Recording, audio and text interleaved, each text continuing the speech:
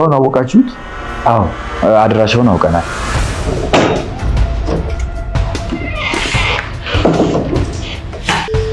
ነቴ እንኳን ደስ ያለ። የአባዬ ሚስት የት እንዳለች አውቀናል። አንቺ እሱ እኮ ፍቅረኛዬ ነው። ሁሉን ነገር የማወቅ መብት አለው። እሺ ምንም አልደብቀው። አረ እጅ ለእጅ ተያይዛችሁ ስትሄጂስ? እኔ አሁን የመጣሁት አባዬን ይቅርታ ልጠይቅ። አባዬ በጣም ይቅርታ ይቅር በለኝ። ሰማኛለህ? አስቸኳይ ነው። ያቺ ልጅ ቶሎ አስመጥተህ እናቷን ይዛ እንድትመጣ አድርግ። በፍጥነት አስቸኳይ ነው።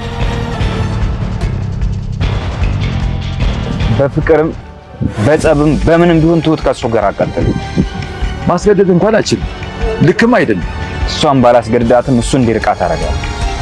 አፄ በጉልበቱ አባዬ እኔ የእሷ የነገ ጉዳይ ስለሚያሳስበኝ እነሱ ተዋደዋል፣ እሷም ተወደዋለች። አባዬ ደግሞ ልታናደደኝ እየሞከርክ ነው? አይደለም፣ በጸባይ እንትወዳደር። ሚስት ያለችበትን የጸበል አድራሻ ነገ ልቀበል። ከማ አባባ እያጠያየቅ አግኝተነዋል። ምርህን ነው ልጅ? አዎ አባዬ፣ ለዚያ ለማይረባ ልጅ ግን እንዳትነግሩት። እሺ አመሰግናለሁ። ይኸውልሽ ቴቴ፣ እዚህ ነገር ውስጥ ሁሉ መግባት የለብንም። በቃ እኛ እንጋባ። ዝም ብሎ ጋብቻ አለ እንዴ? ቴቴ ቀር ካላለሽ ለምን ሽምግልና አይቀርም? እኔና አንቺ ተግባብተናል አይደለም እንዴ? ምን? ቆይ ላስረዳሽ። ምንም መስማት አልፈልግም። ውጣልኝ፣ ውጣልኝ አልኩህ እኮ። ሽማግሌ አይላክ እንዲሁ ላግባሽ ይለኝ። ውድ ያለሽበትን ጸበል ነገ ይነግሩታል። የምርህና አባዬ? አዎ በጣም ደስ ብሎኛል። ግን እንዴት? እዛ ሄዱ እያጠያየቀ ነበር። ይሄ ጉዳይ በጣም አሳስቦታል ማለት ነው። እግዚአብሔር ይስጥህ። ሄሎ ቲና፣ እንዴት ነሽ? የምትፈልጊውን ገንዘብ አዘጋጅቼልሻለሁ። ይኸውልሽ፣ ታዲያ በምትኩ ከአንቺ እኔ አንድ ነገር እፈልጋለሁ። ስለ አባዬ ሚስት የምታውቂውን ነገር ሁሉንም ትነግሪኛለሽ። አጣሪያ። ይኸውልሽ፣ ያ ናት የሚባል ልጅ እጁ ያለበት ይመስለኛል። ይህንን ነገር ካደረግሽ ከኔ ሽልማት አለሽ።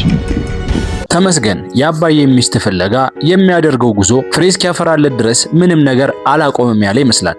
ለቲና ደውሎላት ገንዘብ እንደሚከፍላትና ያቺ ሴትዮ የት እንዳለች አጣርታ እንድትነግረው ነግሯታል። እሷም የት እንዳለች እንደማታውቅ ስትመልስለት ከየትም ቢሆን አጣርታ ያለችበትን ሁኔታ እንድትነግረው ገንዘብ እንደሚከፍላት አሳመኗት። ስልኩን ይዘጋዋል። ታዲያ ወዲያውኑ ያቀናው የአባዬ ሚስት የት እንደነበረች የሚያውቀው ሰውዬ ጋር ነበር። እሱ ጋርም ሄዶ ባለፈው ለታ ያልኩትን ነገር እንዴት አደረጉልኝ ብሎ ይጠይቃቸዋል።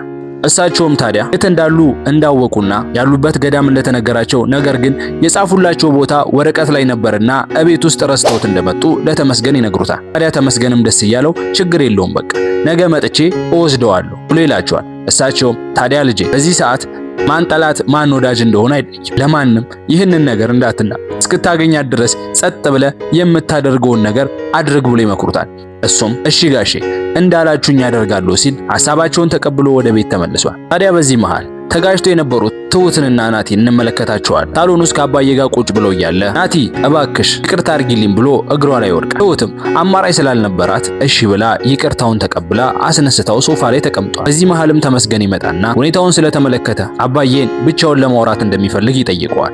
ትሁትም ታዲያ በዚህ ሰዓት ምን ነው የግሌ ካላረኩት አልክ ብላ በንዴት ትመልስለታለች። ተመስገንም አባዬ በአንቺ በኩል ያወቅኩት አባቴ ነው፣ ነገር ግን በአንቺ በኩል ስላወቅኩት ሚስጥር ሊኖረን አይችልም ማለት አይደለም ብሎ አባዬን ብቻውን ሊያወራው እንደሚፈልግ ነግሮት ይዞት ይወጣል። ታዲያ በዚህ ሰዓት ለአባዬ ትሁትን ለናቲ ጭራሽ እንደማይተውለትና አይደለም ሌላ እሷ እንኳን ብትፈልግ ናቲን ከሷ እንደሚያርቀውና እንደማይገባት ይነግረዋል። አባዬም በብልሃት እንዲያደርገውና እሷ አሁን ላይ ያለችው ውድድር ላይ እንደሆነ እና በጸባይ እሷን እንዲያሸንፍ መክረውታል። ታዲያ ከዚህ ወሬያቸው ሲቀጥሉ አባዬ ሚስቱ የት እንዳለች እንደሚያውቅ እናም ያንን ወረቀት ነገ እንደሚሰጡት ይነግረዋል። ታዲያ በዚህም እጅግ በጣም ደስ ሲለው ተመልክተናል አባዬ።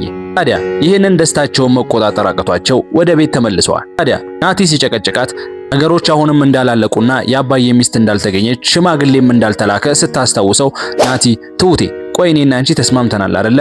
ለምን ሽማግሌ የሚባለው ነገር አይቀርም? ዝም ብዬ ለምን አላገባሽም ብሎ ይላታል። ታዲያ በዚህ ሰዓትም ትሁት እጅግ በጣም ትናደድና ምናልክ ብላ በመጮ ተነስቷ ከቤት እንዲወጣለት ነግራው ከክፍሏ ታስወጣዋለች። ታዲያ በዚህ ሰዓትም አባዬ ወደ ቤት ይመለሳል። ታዲያ መጋጨታቸውን ከናቲ ሰምቶ ስለነበረ ተጣላችሁ አሉ ብሎ ሲላት እሷም አሉ አይገርምህም አባዬ ሽማግሌ ሳይላክ ዝም ብዬ ላግባሽ አለኝ እኮ እዛ ላይ ደግሞ እንዴት እንደሚደነፋ ብላ ትነግሯለች። አባዬም አሁን ላይ ጸባዩ መቀየሩ ስለገባው ይሄንን ቢል አይገርምም በማለት በውስጡ ሲታዘበው ተመልክተናል። ታዲያ ቀጥሎም ሊያወራት ወደ መጣው ነገር ይገባል። ባለቤቴ የት ጸበል እንዳለች ታወቀ ብሎ ሲነግራት እንዴ አባዬ በጣም ደስ ይላል ምን አወቅ ብላ ስትጠይቀው ተመስገን ሁሉንም ነገር እንዳደረገ እዛ ድረስ እየተመላለሰ ሁኔታዎችን ሲያጣራ እንደነበር ይነግራታል። ታዲያ ትሁትም ደስ ብሏል። ይሄ ጉዳይ እረፍት አልሰጥ ብሎታል ብላ ትለዋለች። ታዲያ አባዬም እባክሽ ትሁቴ ነገር ግን ይሄንን ነገር በፍጹም ለናቲ እንዳትነግሪው ብሎ ይላታል። ትሁትም ችግር አለ እንዴ አባዬ ብላ ስትጠይቀው አይ ችግር የለውም ግን ይሄንን ነገር በፍጹም እንዳትነግሪው ብሎ ይላታል። እሺ ተባብለው እሷም ታዲያ ተመስገን የሰራው ስራ አስደስቶ ተመስገን ጋር ደውላ ሚስጥር ያረገባትን ነገር እንዲነግራት ትጠይቀዋለች። ተመስገንም ሚስጥር ነው ብሎ ትሁትን ያናድዳትና ስልኩን ትዘጋበታለች። ለደቂቃም ካሰበች በኋላ መልሳ ትደውልና እኔ ላይ ነው እንደዚህ የምትሆነው በማለት ትቆጣዋለች። ታዲያ በዚህ ሰዓትም ተመስገን ጭራሽ ስልኩን ይዘጋባታል። ከደቂቃዎች በኋላ ትሁት ከቤት ትወጣና መንገድ ትጀምራለች። በዚህ ሰዓት ናቲ ከኋላ ተደብቆ ይከተላት ይጀምራል። ታዲያ ወደ አንድ ማጠፊያም ከደረሰች በኋላ ተመስገንን ታገኘዋለች። ታዲያ የአባዬ ሚስት ለማግኘት የሚያደርገውን ነገር አብራ ማድረግ እንደምትፈልግና አብራው ልትሄድ እንደምትፈልግ ትነግረዋለች። ታዲያ ተመስገንም እሺ ደስ ይለኛል፣ ነገር ግን ያንን ማድረግ ከፈለግሽ እጄን ይዘሽ መሄድ አለብሽ ብሎ ይላታል። ትሁትም በፍጹም እንደማታደርገው ትነግረዋለች። እንደዛ ከሆነ አብራው መሄድ እንደማትችልና እሱም አብሯት እንደማይሄድ ይነግራታል። ትሁትም አማራጭ ስለሌላት እሺ በቃ ብላ እጁን ይዛ ተያይዞ ይሄዳሉ። በዚህ ሰዓትም እጅ ለእጅ ተያይዘው ሲሄዱ የተመለከተው ናቲ እጅግ በጣም ሲበሳጭ ተመልክተነዋል። ታዲያ ወዲያውኑ ወደ ቤት ነበር የተመለሰው። ወደ ቤትም ሲመለስ አባዬን ያገኘዋል። አባዬንም እቺ ልጅ ግን ምን እያደረገች ነው ያለች? ጭራሽ እጅ ለእጅ ተያይዘው ይሄዳሉ ብሎ አባዬ ላይ መጮህ ይጀምራል።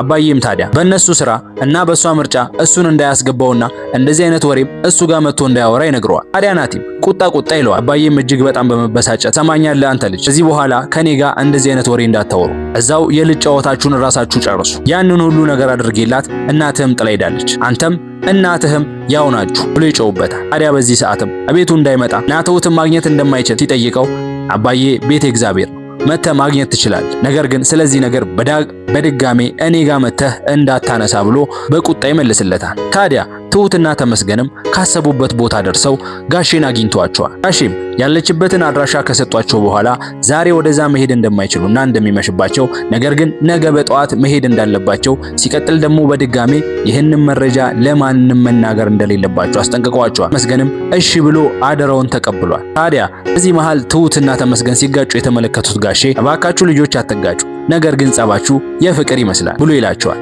ተመስገንም አዎ አባዬ የፍቅር ይሄ ነገር አልቆ ሽማግሌ ስልክ ሽማግሌ ሆኑኛል አይደለ ብሎ ይጠይቃቸዋል። እሳቸውም መንገዶይ ልጄ እናንተ ብቻ ለዚህ ያብቃችሁ ሲል ልሶላቸዋል። በዚህም ደስ ብሏቸው ወረቀታቸውን ይዘው ተቃቅፈው መንገዳቸውን ጀምሯል ትሁትና ናቲ ተመስገን። ታዲያ ይህንንም መረጃ ይዘው ወደ አባዬ ሄደዋል። አባዬ ጋም ከደረሱ በኋላ በሳሎን ውስጥ ተቀምጠው እያወሩ እያለ በድንገት ናቲ ይመጣል። ታዲያ ተመስገንን ልታስቀና የፈለገችው ትሁት ናቲ የአባዬ ሚስት እንደተገኘች ትነግረዋለች። ተመስገንም ሲበሳጭባት እንመለከታለን። ታዲያ ናቲም እሷን ሊያወራ እንዳልመጣና እጅ ለእጅ ተያይዛ ስትሄድ እንዳያት ይነግራት። በዛውም አባዬን ይቅርታ ሊለው እንደመጣና አባዬንም ይቅርታ ከጠየቀው በኋላ ወዲያውኑ ተነስቶ ወጥቷል። ታዲያ ተመስገን ትሁት ላይ ንዴቱን ማውጣት ቢፈልግም ነገር ግን እሱን ሐሳቡን ትቶት ናቲን ተከትሎት ወጥቷል። ናቲም ወዲያውኑ ከቤት እንደወጣ አንድ ሰው ጋር ስልክ ሲደውልና ከአባዬ ሚስት ጋር ያለችውን ልጅ አሁኑኑ የአባዬ ሚስት ይዛት እንድትመጣ ንገራት ብሎ መልእክት ሲያስተላልፍና ያሉበት ቦታ እንዳታወቀባቸው